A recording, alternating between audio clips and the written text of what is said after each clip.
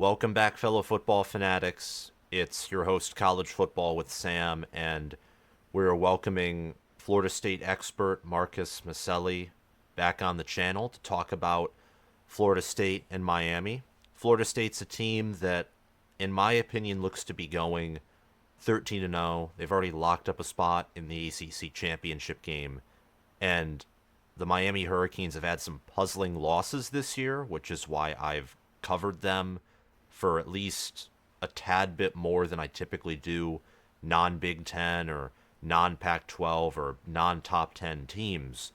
Their losses to Georgia Tech have been atrocious. They've played it close with Virginia and with Clemson. They also lost to NC State and to North Carolina, who the ACC is just a mess, and Florida State, I think, is the only consistent team within the Atlantic Coast Conference that has a shot of doing anything significant outside of maybe Louisville, but I think Florida State has so much more talent, depth, and they're a legitimate top 10 team right now. So, how are you doing, Marcus? And what's going on with this game and Florida State's season, and also with Miami's season? They have three close losses, but we've talked off air about how they can run the football and how they can match up well here in Yeah. Doak Campbell. All right. Well, I'm doing great. It's good to be back here and take a quick look at the Miami Florida State rivalry. Um, should be a lot of fun. So with Miami, they got Cristobal. He's a great recruiter. They're doing great in recruiting for how compared to how good their team is. But we've always known Cristobal isn't the best in-game coach. We knew that at Oregon, and we've seen that at Miami now. But he knows how to get talent on the field, and so you know doesn't mean he costs Miami the game every time. So they hung with North Carolina a while. They put up 48 on Texas A&M. Like they have the ability to do that, but they also put up 6 points on NC State. So for Miami, they've had a tough time getting consistency out of the quarterback position. They legitimately have three guys who could play in this game. With Van Dyke, he's injured in some fashion. He has by far the best arm of the three quarterbacks.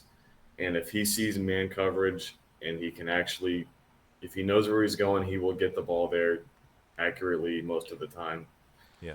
But like NC State is a drop eight team. They run that three man front and they'll drop seven or eight a lot of the time, and he had a lot of trouble with that. He got picked off by UNC when they would go in zone, but Texas A&M played a lot of man on him, and they Miami carved that up for the most part. When UNC went man, that's when Miami scored their points, and so Florida State actually plays a lot of man coverage, and so if Van Dyke is healthy, that's a possible way if Van Dyke figures it out and is healthy.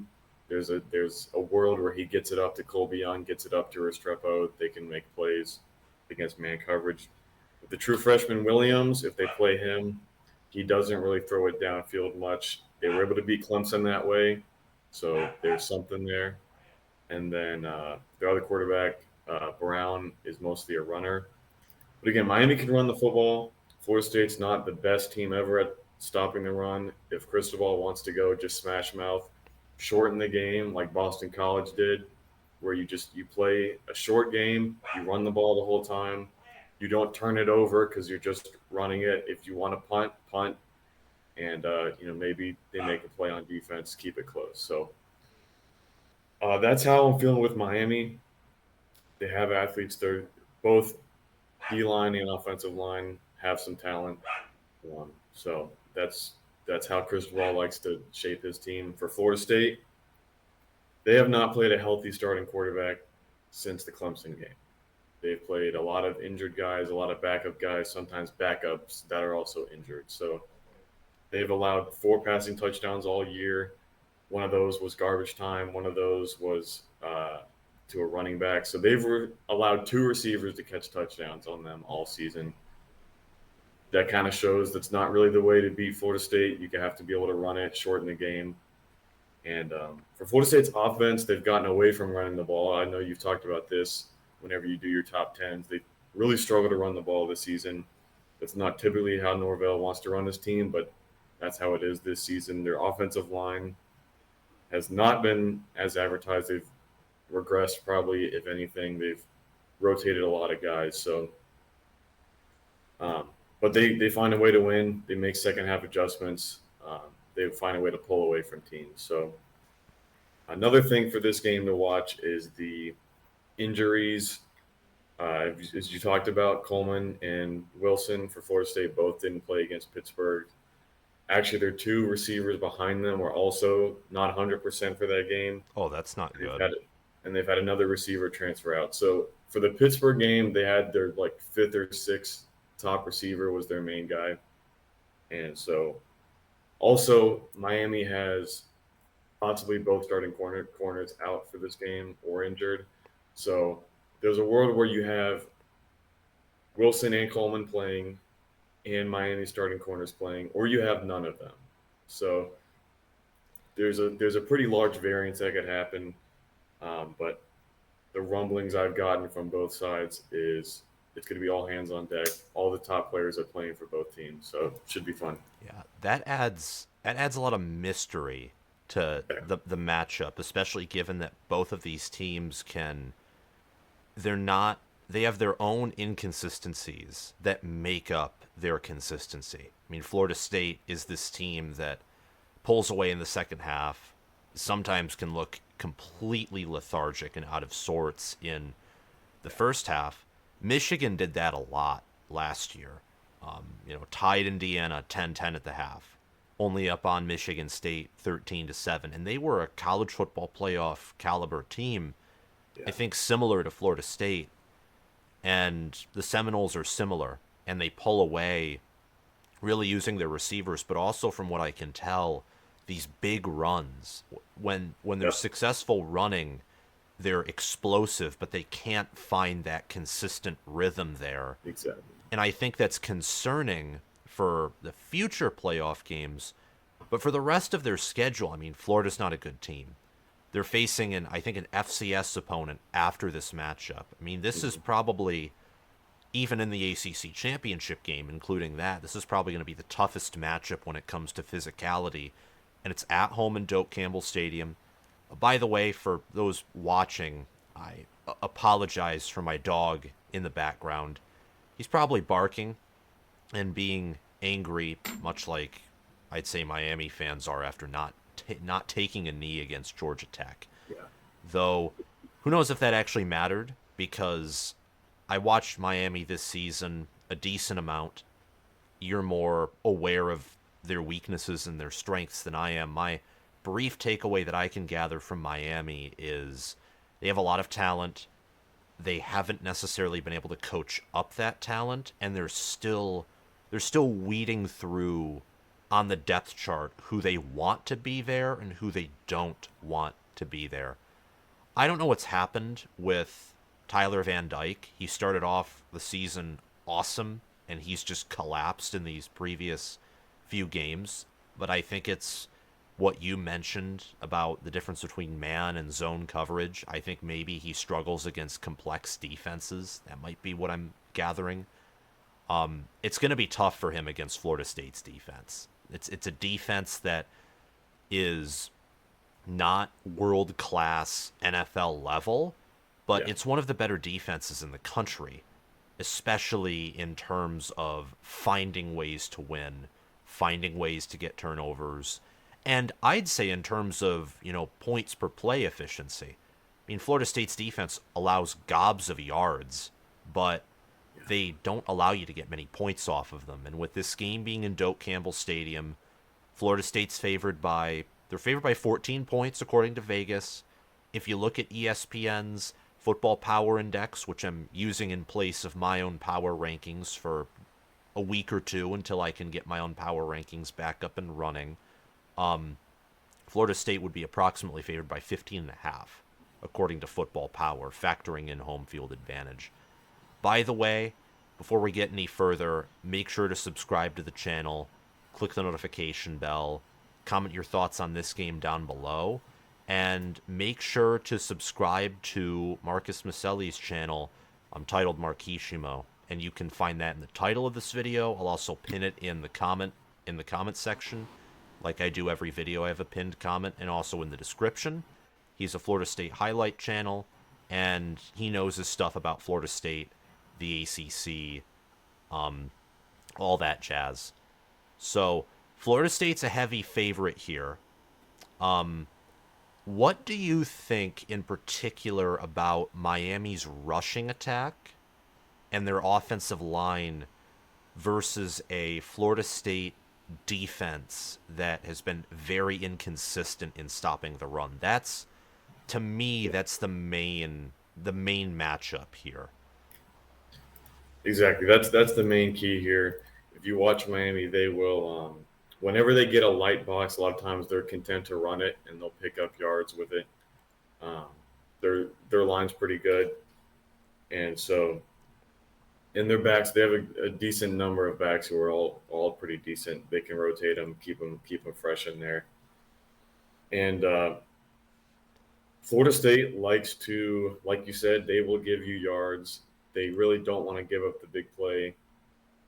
So they're content to sit in two deep. Recently, the last few games, they've more come out of that and rolled safeties down a little bit and been a little bit more aggressive, but it's still mostly we'll let you run it between the 20s and bet that you can't finish drives, bet that you can't get 6 in the red zone every time. And that works because they've played a lot of horrible offenses.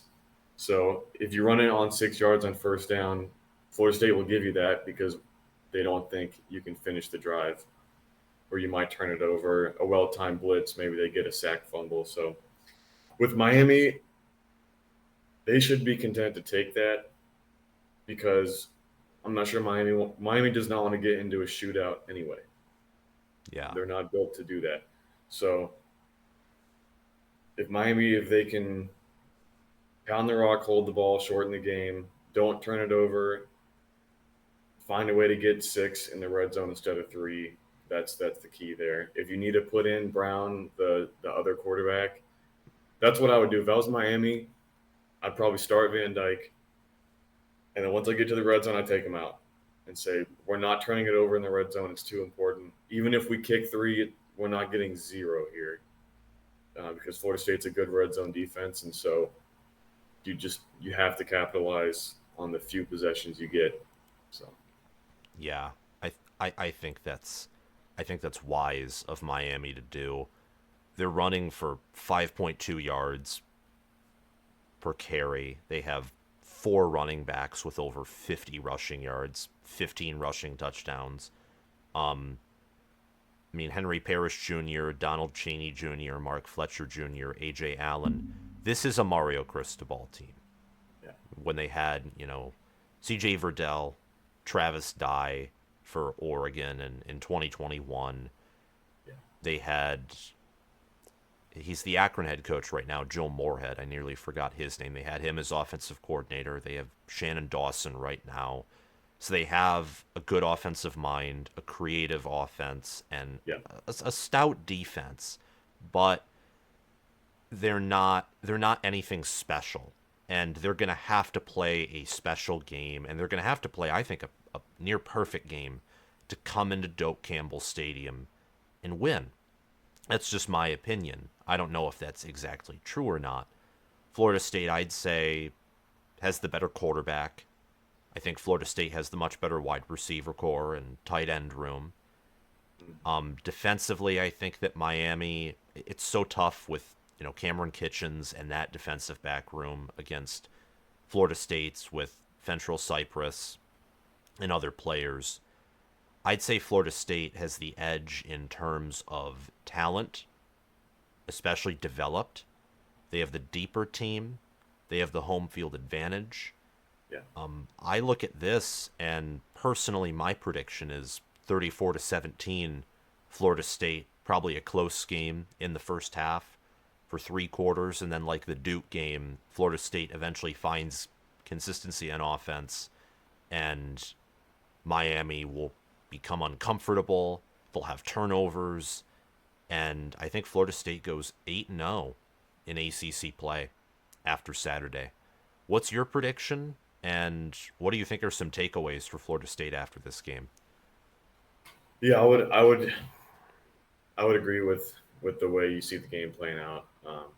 That's how Florida State plays their games, and that's how Miami plays their games. They hang in there. They don't just get beaten into submission and taken out in the first half. That's like you said, losses they have been close games. So yeah, I would go more 28-17, a little bit more uncomfortable for Florida State. Um, but this could go either way. But yeah, I'm going 28-17 Florida State. And then for Florida State, after this game, 8-0 conference play, they got to feel good. They've been able to rest guys. If anyone has gotten hurt, they rest them for a couple of games, and so they've saved up to have guys for this game. They should be pretty healthy going into the Florida game and then the ACC Championship. They have a real chance to make the playoff here. I like their matchup against Louisville, so and it's nice for them. They got to this point undefeated, and their only games left are their two rivalry games. Like they're not gonna sleepwalk a rivalry game. No. So it's not like they beat Miami, week 3, and then they're gonna sleepwalk and lose to another ACC team. Every game from now on is big for them, so I would expect them to keep their focus. They can see the finish line is almost there. I think they'll be ready to finish the season. Yeah. I remember saying after the Clemson game, or at least in the preview there, that I thought that Florida State was they're gonna lose another game. They were just destined to slip up with the talent that they had, not having 50% of their roster being blue chip players, having some injuries and inconsistencies. I had that prediction, and I think I'm going to be wrong. I think they're going to go 13-0. I think the only team that could beat them, I mean, maybe Miami can, maybe Florida can. For me, I look at Louisville, and perhaps I'm wrong, but I think Louisville is they're a team that's more physical than people think from a Jeff Brom team. And if Louisville can find their run game and use Garendo and Jawar Jordan, that could be a game that makes Florida State uncomfortable. Why do you think they're going to be uncomfortable in this game?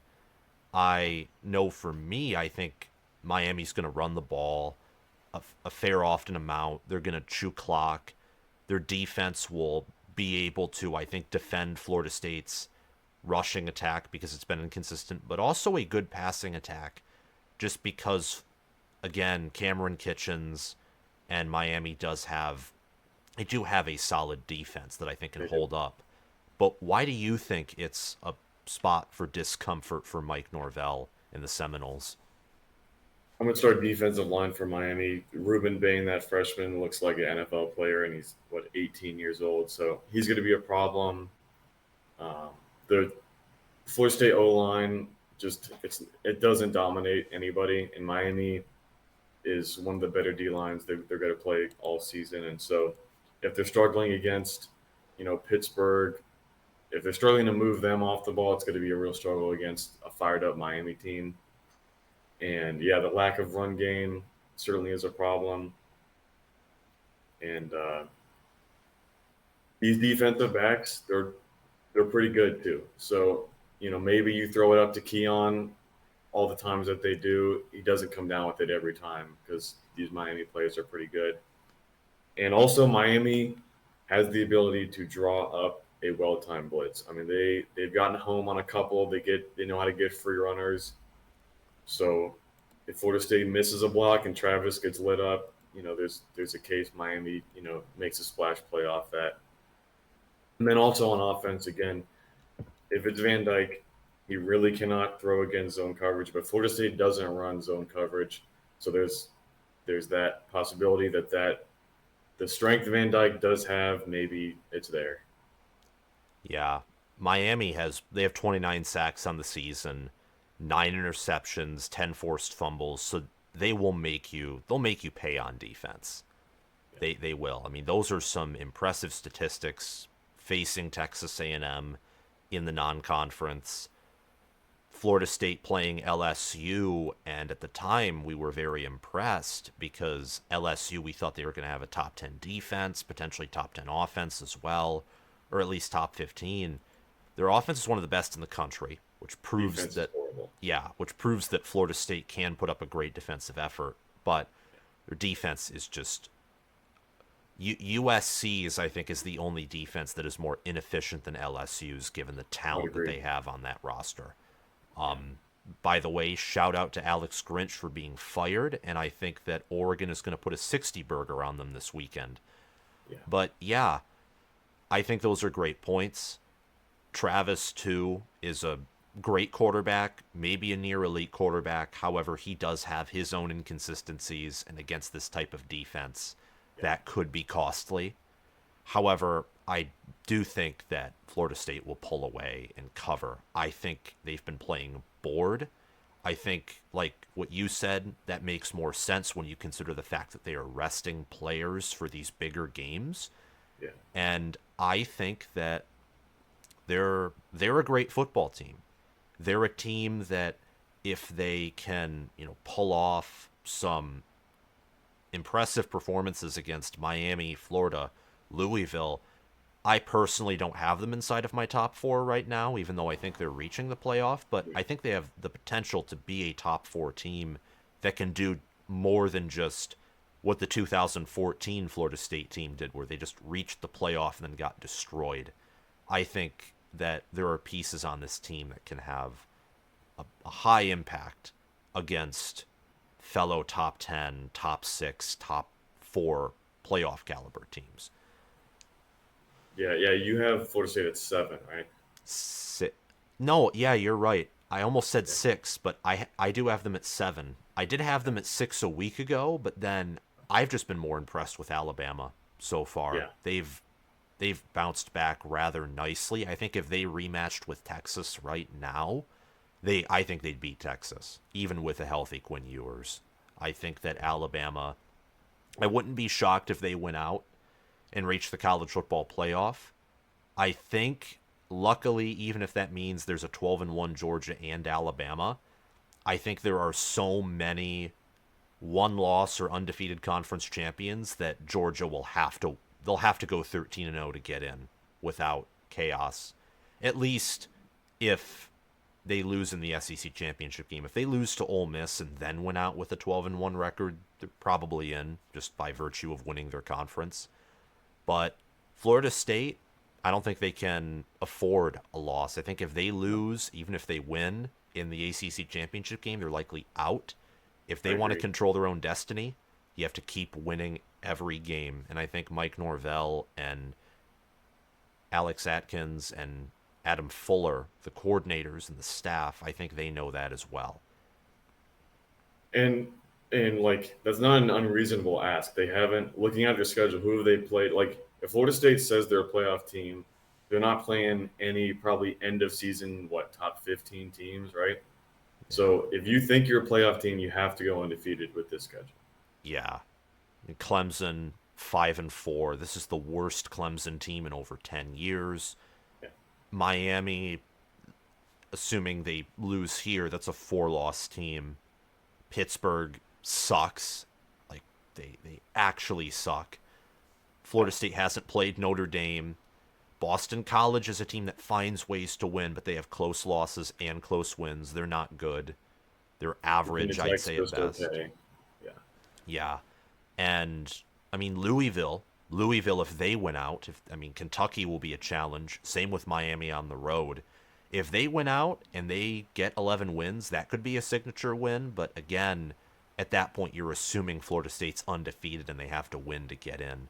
I think LSU's top 15, but they're not top 10.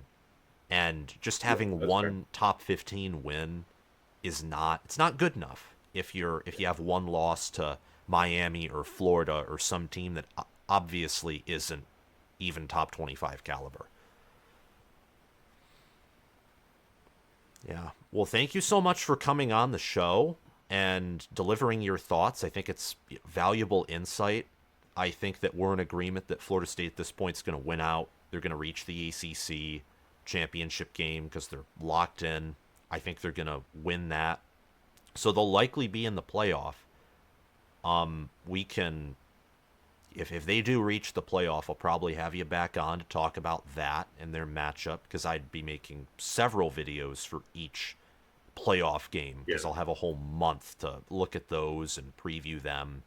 It'll be really, really awesome. But it's been a great season if you're a Florida State fan. It's been a long time coming for this team to climb back up the mountaintop, and it's awesome. So thank you for coming on the show and giving your insight and your thoughts, and have a great day, everyone. Thank you for tuning in and watching this Miami versus Florida State preview and prediction segment.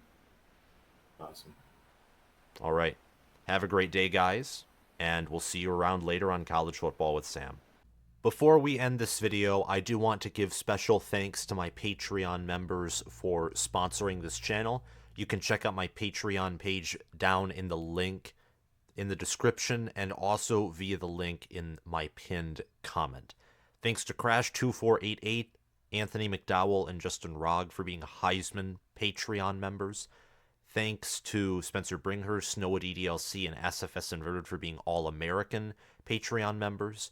And thanks to Will Loftus, Gabriel Calendar, Roaming Gnome, Matthew Sale, Chris Lane, Austin Christmas, and Zubin Zoff for being all-conference patrons. Have a phenomenal day, guys, and let's have a phenomenal Week 11. If you're on Spotify, please make sure to follow the channel, and if you're listening on YouTube, please subscribe. Have a blessed day.